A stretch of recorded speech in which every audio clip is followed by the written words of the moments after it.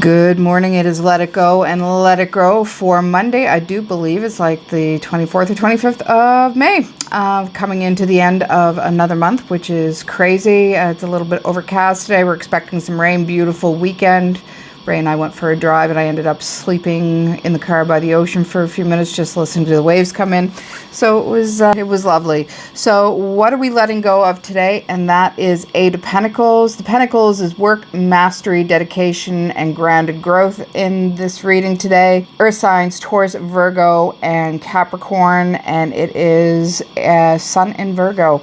So let it go, release perfectionism and overworking. So this is that constantly striving to hit the mark, to step into that perfect space in your own mind, that everything is always lining up. This is, for a bunch of my friends and I, the ADHD card in this position. We don't allow ourselves to do things sometimes because we need everything to be absolutely perfect, and perfection is not something that happens a lot. So we tend to be our own worst enemies.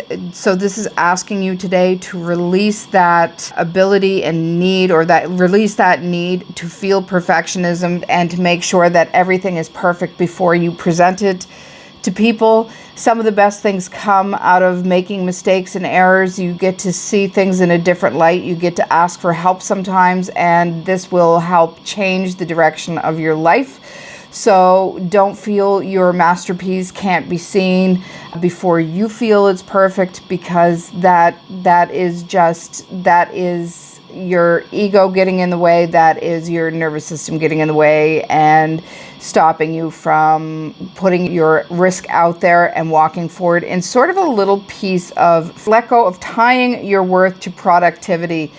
And that is a lot of what we do, especially in corporations, in the corporate world. You do for the sake of others, to get ahead in life, to get raises, to get, to get promotions. And sometimes it's just not worth that emotional and physical draining. Tying your worth to your productivity is not a good idea. You can be amazing at what you do and still just be happy with what you have, be happy in how you're doing things. It's not always about chasing the gold, because a lot of times when you do that, you're chasing the gold for others. When I was in digital marketing, I had a lot of people say to me, oh, you're working for a pyramid scheme. It turned out that sort of thing didn't resonate with me anyway, the whole marketing vibe. But what I did learn from that is this: if you work someplace and you have a manager above you and they have somebody that they work with above them, and then they work for a director, and then that director works for a CEO, and then the CEO works for the head of the company or the board of directors, congratulations, you work in a pyramid too. If you are not at the top of the food chain in your pyramid, you are someplace in a pyramid structure working for someone else. So take stock of where you are in the pyramid of your life. Do you want to be constantly chasing somebody else's happiness and success at the detriment of your own? Drop obsessive focus on getting everything done right. I touched base with that in the beginning card. A lot of times we will not release our work or our knowledge because we don't feel we have enough, know enough, or have done enough. And that's just not true. You are excelling at the rate that you're meant to. So release and exhale today and drop that judgment on yourself. Stop losing yourself in constantly fixing and improving. There's a difference between learning and fixing and improving. What if nothing is broken? What if you're doing an incredible job? It's just the circumstances that you're in, they're not allowing you to see that. And you can see the moons there. I love this representation of how everything comes in phases. So you might be in a phase right now where you're the full moon glowing, top of the game, doing extremely well. Or you might be in a dark moon phase, taking a step back in your position, whether it be at home and work, and just taking a time out, reflecting and seeing what you need to be doing. So allow yourself to rest without that guilt. Recharge those batteries. You can see her holding the candle. There's so much light coming around there.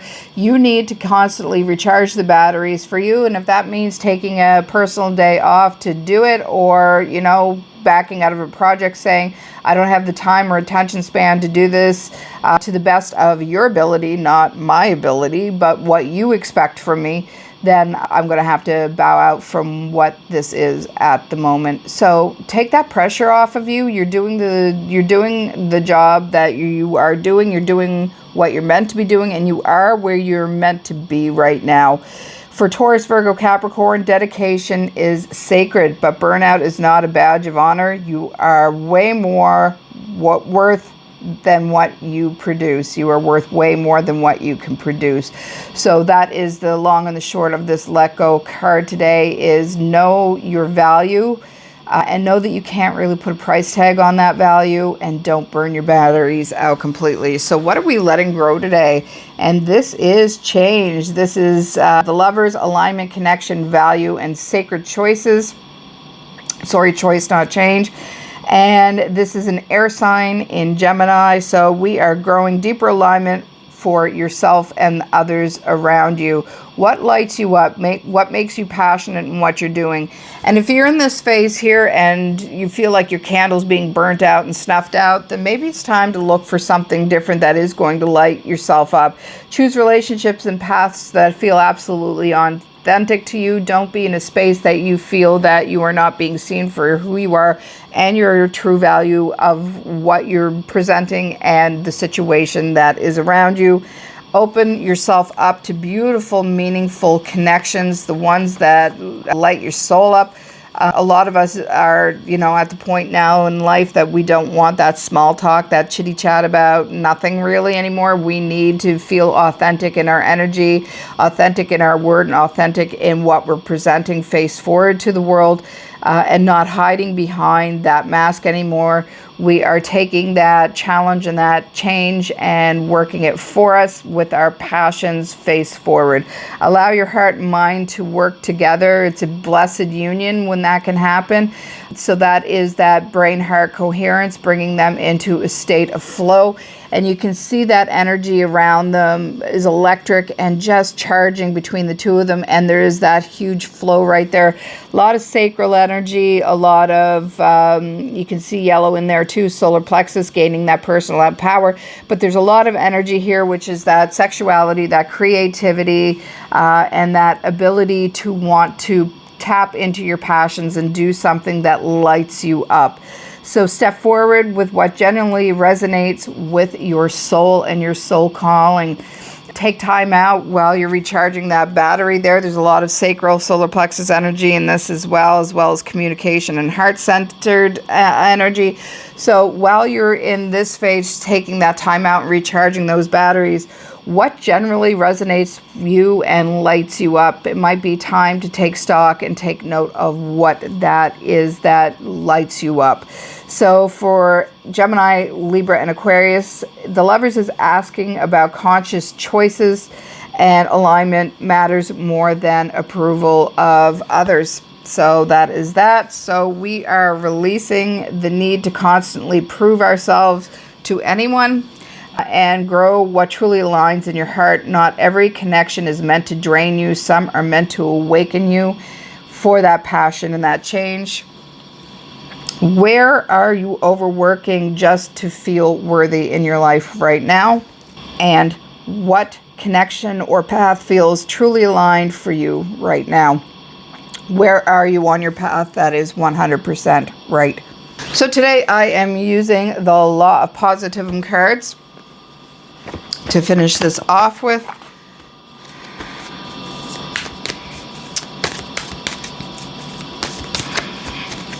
And what do we have?